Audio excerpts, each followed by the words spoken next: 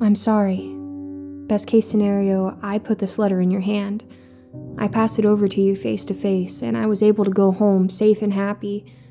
If you stumbled upon this and don't know why you're even reading it, chances are I'm already gone. Please take this seriously. I would still be alive if I did. We were told as kids to not be afraid of the dark, but you can't help it. Everything gets louder in the dark. Tree branches aren't tapping against your window, they're raking across your headboard, waiting for you to sit up and get caught in their fingers. Crickets aren't chirping in your front lawn, they're right under your sheets, singing as their spiny legs creep across your skin. It all sounds like it's right next to you when something happens in the dark. Things change in the dark. The wind blowing your curtains becomes an intruder. The jacket you never hang up becomes the boogeyman waiting for you to fall asleep. Your fuzzy pillow becomes the monster under your bed grabbing at your feet, until you turn on the light. It's only then that you see the dark for what it really is. Just the breeze, your jacket, and your pillow. How could we not be scared of the dark?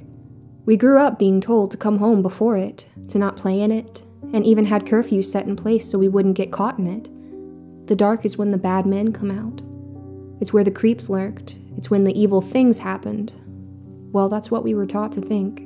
But it's wrong. The monsters don't hide in the dark. That's what Tilly told me, or tried telling me. I remember her stories of how she never felt alone, like something was always waiting. I would never tell her she was just paranoid, that she was just letting her imagination get the best of her, until the night she called me crying. Her breath was haggard, and she was whispering. I could barely understand her. Hey. I yawned into my phone, seeing the clock read 11:48. I pushed the books from my chest and sat up, having fallen asleep while studying.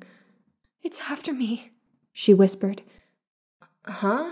I grunted, rubbing my eyes as I let my legs hang over the side of my bed. Are you drunk? I asked, all too familiar with her late-night tipsy calls. It followed me. She jerked, the words coming out in short bursts. I tried running, but it's still here. Who's there? I asked, sitting straighter. Who's following you? Is it Chuck? Tell him to get lost, I demanded. No, she cried, sniffling into the phone. I told you. Her voice went silent, making me lean forward as if that would help me hear better. Till? I asked, not even hearing her breathe. Tilly? There was still nothing. I could hear the wind whip through the receiver, whistling in my ear. Matilda, answer me! It's here, she whispered, her breath overpowering her voice. I stood up and threw on a jacket, rushing to my desk to grab my keys. Where are you? Campus, she cried. I can feel it. I'm coming. Call the police. I'll be there in 2 seconds.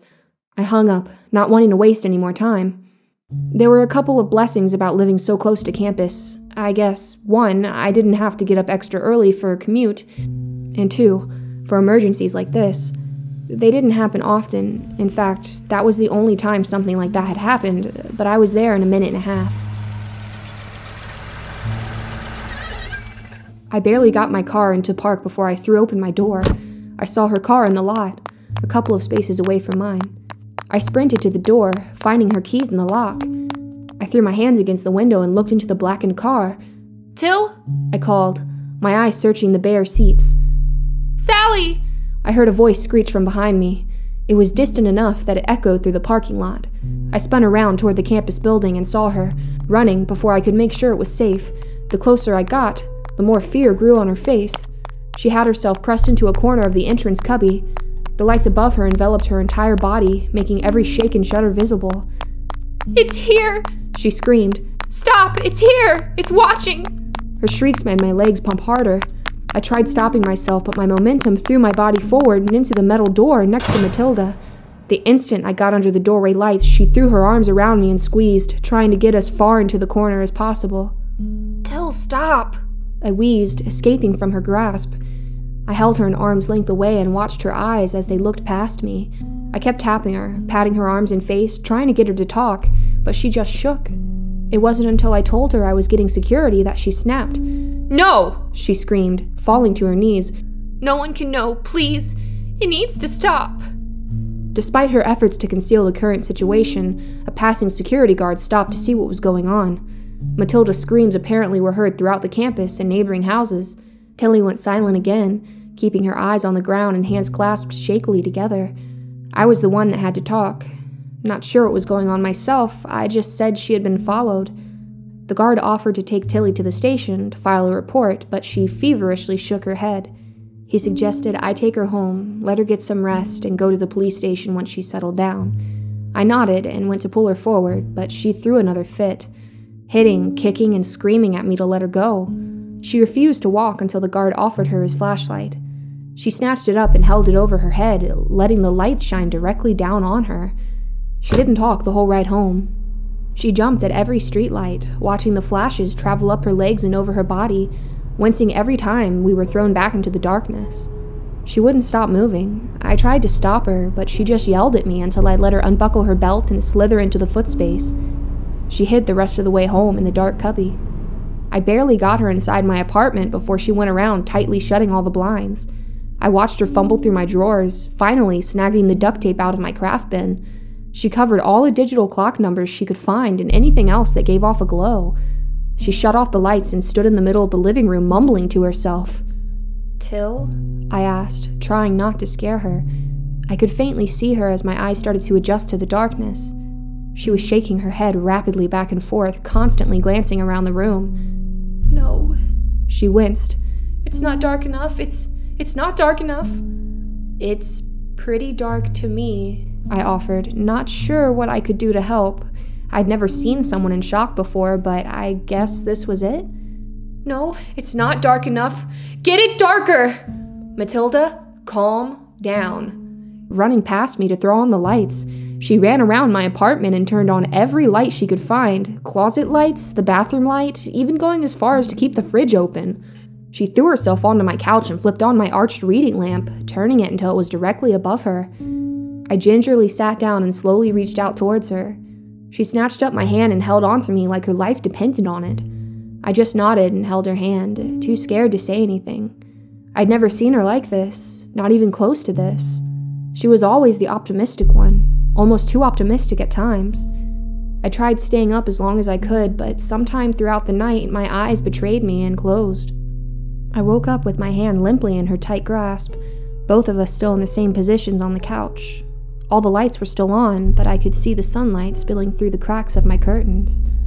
Matilda made me open the curtains before turning the lights off, assuring me that it was safer that way. I remember asking her if she wanted something to eat or if she was ready to go to the police. She just shook her head and said she wanted to get her car. We had left it in the school parking lot the night before, only stopping to grab her keys from its door. She seemed almost back to normal, except for a couple of things.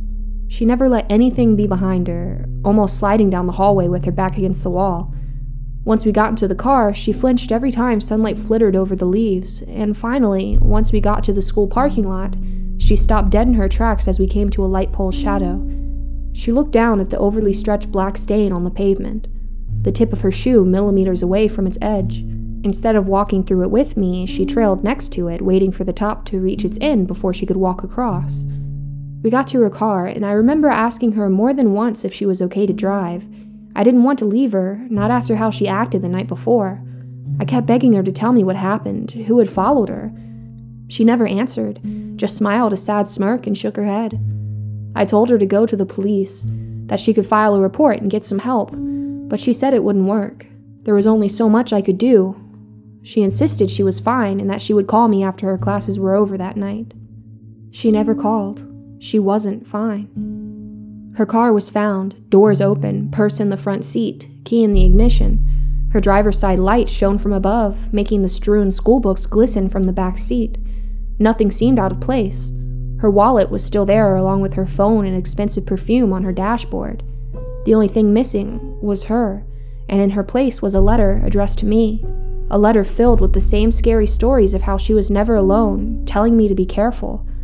I doubt she would have written it if she knew how much trouble it would put me through. I became the #1 suspect. I didn't know what was going on, why I was being arrested, or where my friend was, but they found my name in her car. I guess it was the only place to start. Everything in the room was metal.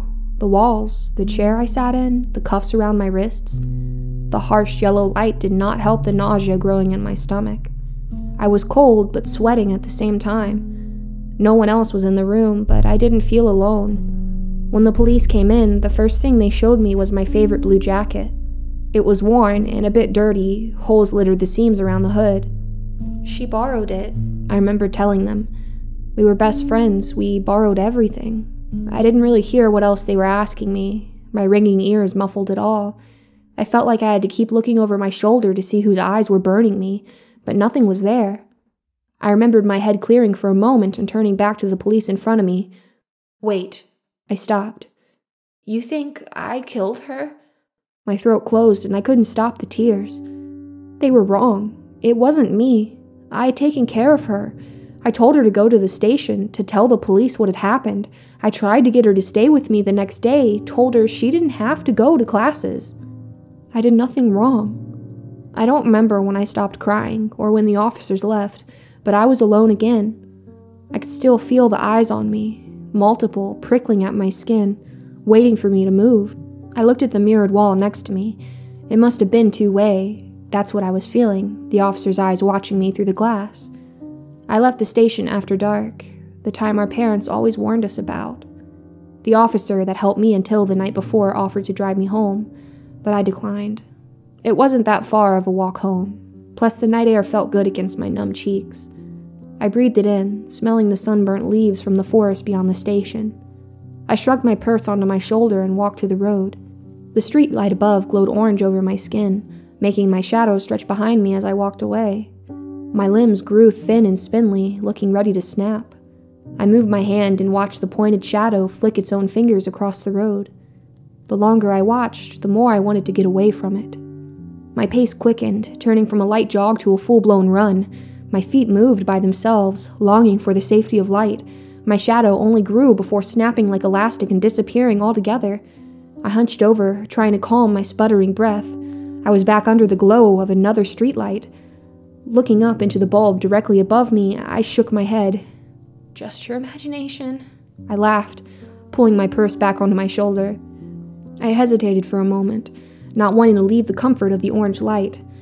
"You're insane," I thought, pushing myself forward and out of the fading ring of the lamp. Again, my shadow followed, stretching its inky corpse further behind me. My eyes flittered from my shadow to the ones made by the trees around me, their spiny fingers reaching out toward my ankles, waiting for me to misstep and get caught in their grasp. Their leafy tendrils squeezing my lungs as I walked through them, begging for me to just give up. I could feel them. They were there, and they saw me. I slept with all the lights on that night, but they were still there. They were everywhere. They tried grabbing my feet from between the slats of stairs as I walked up to my apartment. I felt them squeeze my skin as they hid in the folds of my blanket, and no matter what I did, there was always one behind me. Day after day, they followed me, tricking me into walking through their blackened traps. Daylight doesn't stop them either. They find their ways. They hide behind tree trunks and open doors, sheltering from the revealing light. They even wait until the sun goes behind a cloud. You can see them coming down the street, lurking on house after house.